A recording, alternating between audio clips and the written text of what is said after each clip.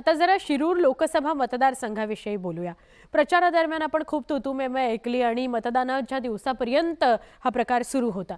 शिरूर लोकसभा मतदारसंघातील निवडणूक अटीतटीचीच झालेली आहे। नेता की अभिनेता असा सामना या निवडणुकीच्या प्रचारात रंगला। डॉक्टर अमोल कोल्हे आणि शिवाजीराव आढळराव पाटलांमध्ये ही लढत झाली। मतदारांचा कौल ईव्हीएम मशीनमध्ये नोंदवला गेलाय। पण या मतदारसंघातील पत्रकारांच्या म्हणण्यानुसार या निवडणुकीत अमोल कोल्हेंचं पारडं जड ठरण्याची शक्यता आहे।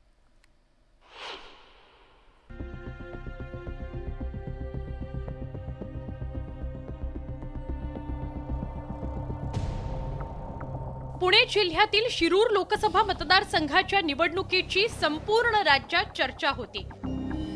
कारण ही लढत केवळ आजी-माजी खासदारांमध्ये लढली गेली असं नाही, तर पवार काका पुतण्याची प्रतिष्ठा पणाला लागली आहे। खरं तर राष्ट्रवादी काँग्रेसमधील फुटीनंतर शरद पवारांच्या पक्षानं शिरूरमधून कोल्हेंची उमेदवारी जाहीर केली होती। तर इकडे शिवाजीराव आढळरावांनी ऐनवेळी अजित पवारांच्या राष्ट्रवादी काँग्रेसमधून तिकीट मिळवलं। तोपर्यंत आढळराव पाटील हे शिंदेंच्या नेतृत्वातील शिवसेनेत होते। त्यामुळे प्रचाराच्या सुरुवातीच्या टप्प्यात निष्ठा विरुद्ध गद्दारी हा मुद्दा चर्चेत होता। लोकसभेच्या तिकिटासाठी ऐनवेळी पक्ष बदलल्यामुळे कोल्हेंनी आढळरावांची प्रचारात कोंडी केली होती। तर आढळरावांनी विकास कामांवरून कोल्हेंना खिंडीत गाठलं होतं।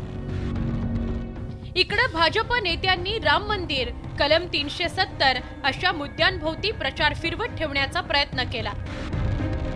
पण शिरूर लोकसभा निवडणुकीत कांद्याचा प्रश्न आणि शेतीमालाचे पडलेले भाव मतदारांकरता महत्त्वाचे होते। खऱ्या अर्थानं भोसरी आणि हडपसर जर पाहिलं तर तो शहरी मतदारसंघ आहे आणि ग्रामीणला खऱ्या अर्थाने 4 तालुके आहेत। मग त्यामध्ये शिरूर, जुन्नर, आंबेगाव असेल, खेड असेल आणि ह्या मतदारसंघात जर आपण पाहिलं तर ग्रामीण भाग असल्यामुळे खऱ्या अर्थाने शेतकऱ्यांमध्ये मोदी सरकारविरुद्ध एक नाराजीचा सूर होता।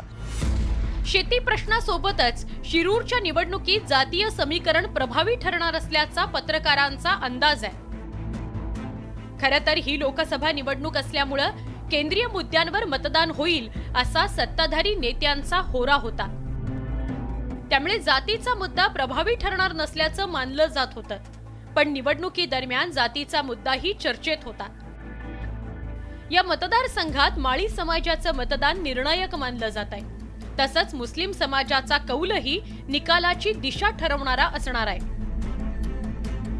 जातीय समीकरण जर तुम्ही म्हणाल तर मुस्लिम आणि माळी समाजाने एक गट्टा डॉक्टर अमोल कोल्हेंना मतदान केलेलं आहे आणि इतर शेतकरी वर्गाने शरद पवारांकडे पाहून देखील अमोल कोल्हेंना मतदान केलेलं आहे। त्यामुळे अप्पर हँड थोडा अमोल कोल्हेंचा आहे।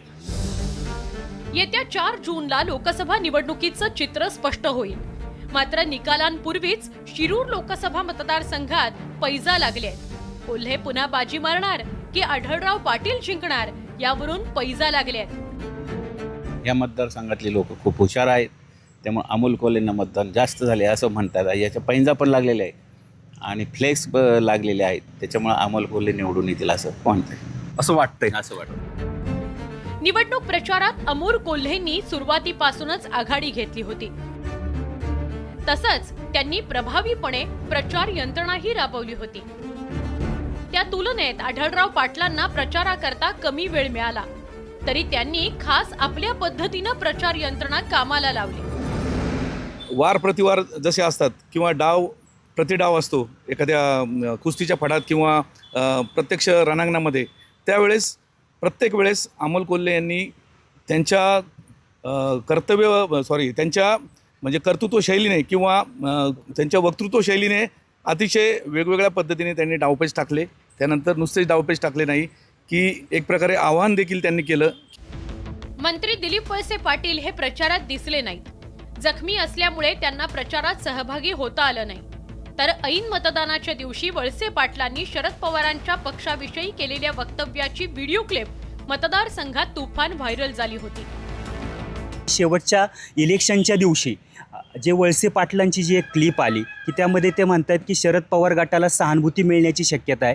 त्या क्लिपचा सुद्धा मतदानाच्या शेवटच्या टप्प्यामध्ये फार मोठा फायदा डॉक्टर अमोल कोल्हे यांना झालेला आपल्याला निश्चित दिसून येतील आणि डॉक्टर अमोल कोल्हे उजवे राहतील। शिरूर लोकसभा मतदारसंघाचा कौल 4 जूनला जाहीर होईल। पण स्थानिक पत्रकारांच्या म्हणण्यानुसार या मतदारसंघात डॉक्टर अमोल कोल्हेंच्या पारड्यात जनतेचा कौल पडण्याची शक्यता आहे. शिरूर पुणे इथून रायचंद शिंदेसह ब्युरो रिपोर्ट, न्यूज 18 लोकमत.